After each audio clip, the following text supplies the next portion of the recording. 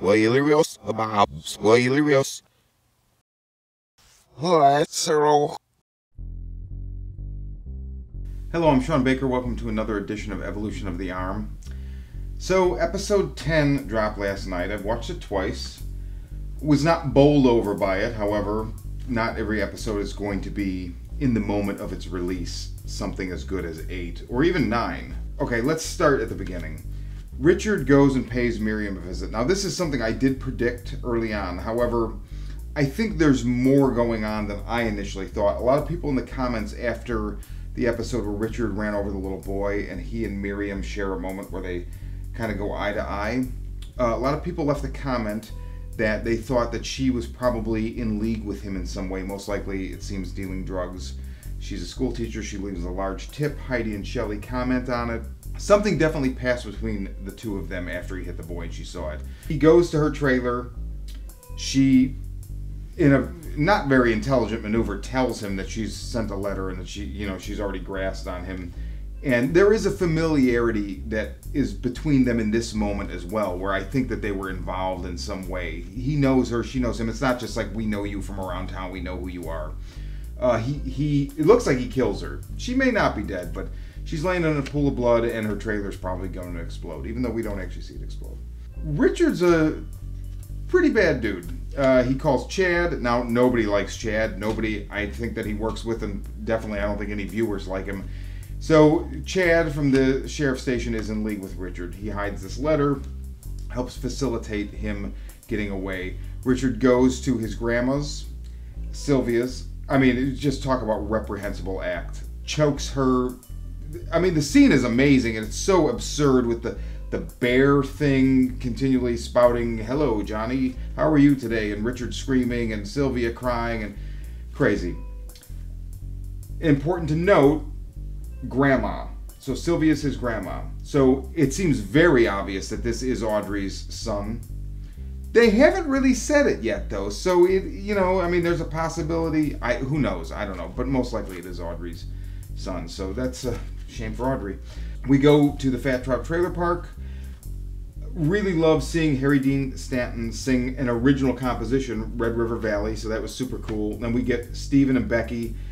Stephen, Caleb Laundrie Jones, what a fucking mess this guy is, and what a mess Becky is for staying with him. This is the tip of an iceberg I think we're going to get into before too long, but just a nightmare, as Harry Dean Stanton says, a nightmare.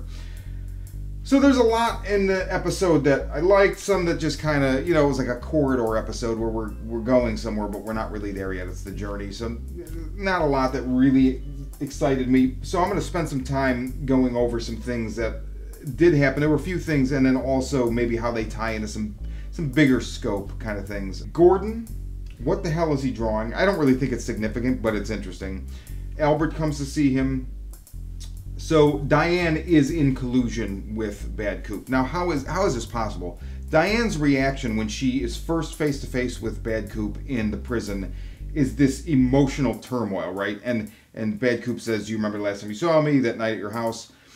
Now, I originally interpreted that as Bad Coop was accessing Cooper's memories, and that was something that actually Dale and her shared. But, now I'm wondering, and here's what I'm wondering. How is it that she has this emotional turmoil one moment, and then she's sending and receiving information to Bad Coop? Now, you could say, and maybe, she doesn't actually know it's Bad Coop she's texting with. I don't think that's the case at all. I think Diane may be inhabited by Bob. If you look at her lifestyle, she has, it's interesting. Albert tells Gordon this episode she apparently has a stable of young suitors. Not unlike Laura Palmer. To quote Peaches, fuck the pain away. She drinks, she smokes heavily, she's surly, she's got an attitude. It's very possible that what Bad Coop is referring to the last time they saw one another, did he take her somewhere or somehow taint her with Bob? So imagine Diane as a vessel for Bob. When Bob is not there, she's in, emotional turmoil to see this man before her. When Bob is in control of Diane, she's sending and receiving information. So she receives this dinner table message, and then she sends what Albert says was a heavily encrypted message that said they have Hastings, he's going to take him to the site. Another thing, and this is a broad picture thing, you know, we know what Bob looks like, right? Bob is Bob. We don't know what Mike looks like. Reuben Gerard is the one-armed man. Mike is the inhabiting spirit. He tells him this he tells Cooper this in season 2. So what does the Mike spirit look like? And may we have already seen him and not even realized it. I don't know that that necessarily ties into what we're talking about in 10, but I just wanted to bring that up. I'm really interested right now in this thing with Bob. And, you know, there is definitely a dynamic here. The comment section of the last couple videos, there's been a lot of great comments about Bob and what he is. Lion Standing and another gentleman, I forget his name at the moment, or his handle, have talked at length with me about the idea that Bob would not necessarily be in Bad Cooper. And this is something, you know, obviously there's been some kind of a divergence in the way these things behave, right? So I'm now of the mind that Bob is an inhabiting spirit the same as Mike is. But those are different than the doppelgangers. So in other words, when Leland looks in the mirror and sees Bob, it's because Leland never went into the lodge and his doppelganger came out and replaced him. Leland was possessed or inhabited. That's not the case with Coop. Two different things. I bring this up because I think this is, again, a strong argument for maybe Diane's behavior. It's Diane, but it's also Bob. As Gordon and Albert are speaking, Tammy Preston comes in. She brings a picture of the New York penthouse where Sam and Tracy were murdered. We see that, she says, a few hours before or a few days before, and she shows a picture of, it's the New York penthouse, the glass box, and Bad Coop and another person.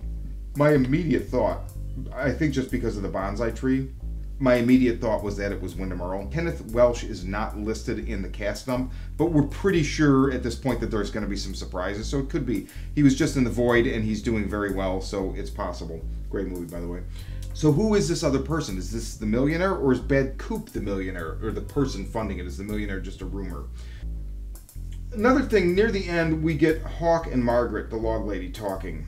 And this got me thinking, before I get into what she says, because I think it's important. It's vague, but it's important, and it ties into 8, I think. There's a scene in, I believe it's episode 2, where Hawk is, it's the second time he talks to her on the phone. He's walking through the woods talking to her, and he comes to Glastonbury Grove, and we see the curtains appear.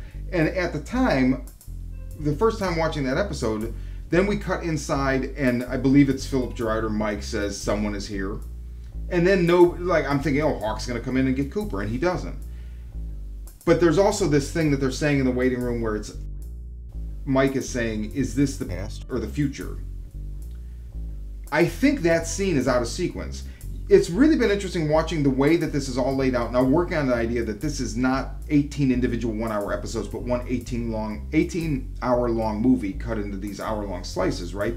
The way it's edited is very interesting. You can tell Lynch filmed a lot of the, the Dougie scenes, the Hawk scenes, the Margaret scenes, and then went back and edited them later at his leisure as he thought about where to place things. And I think that piece belongs further out. I think that's probably after Bobby and Truman and Hawk go to Jack Rabbit's palace. We'll see. So Margaret tells Hawk, very poetically, electricity is humming. You hear it in the mountains and the rivers. You see it dance among the seas and stars and glowing around the moon. But in these days the glow is dying. What will be in the darkness that remains? The Truman brothers are both true men. They are your brothers, and the others, good ones who have been with you. Now the circle is almost complete. Watch and listen to the dream of time and space. It all comes out now, flowing like a river. That which is and is not. Hawk, Laura is the one. This goes back to the Gordon scene. He's drawing. He gets up to answer the door, which is Albert, but he doesn't see Albert at first. He sees Laura. Now, this is a super imposition of the scene in Fire Walk With Me where Laura comes crying to Donna's door, and she's like, are you my best friend? Are you my best friend? As my girlfriend Kirsten pointed out, she's like, well, did Gordon ever see Laura in person? I was like, well, no. Then I thought, or that we know of, right?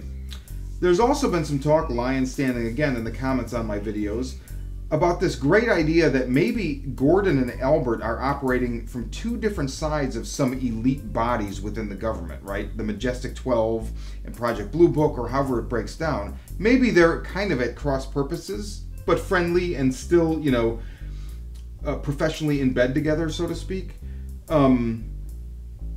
But it is interesting. Laura is superimposed over Gordon for a minute, and then she's superimposed over Albert, and Albert kind of emerges from her. I don't necessarily think that means anything about Albert, but I do wonder how this Laura is the one. Does this tie into Senorita Dido and the glowing orb and this idea that is Laura some kind of archetypal good that was sent to help combat what we saw happen with the model and Bob and the atomic explosion? I don't know. So we don't know any of the answers to these questions, but luckily there's another episode again next week. So until then, I'll see you in the trees.